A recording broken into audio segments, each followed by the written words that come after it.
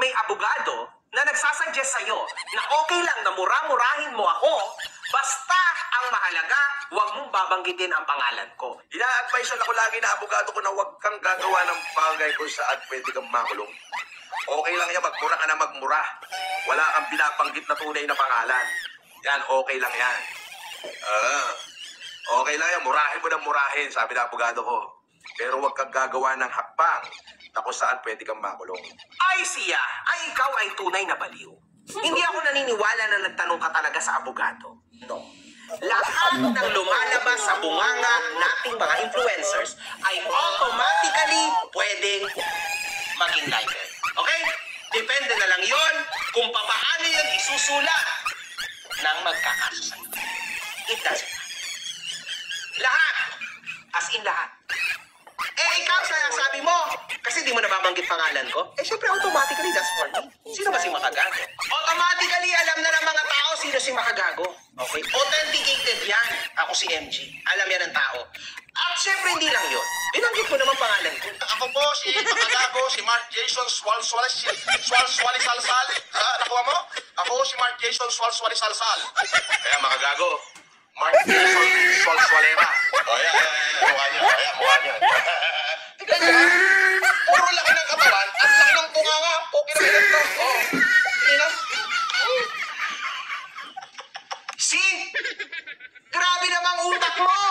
So pwede kang makasuhan. Bakit ka ba takot na takot makasuhan? Parang lagi mong inuulit-ulit yun sa mga video ko. Ako talagang naku-curious sa'yo. Ba't ka takot makasuhan? Talaga bang may trauma ka na sa inidoro?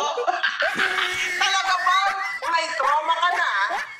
Dahil sa nangyari sa NBI? Na ikaw yung nagreklamo kasi ikaw yung nakulong?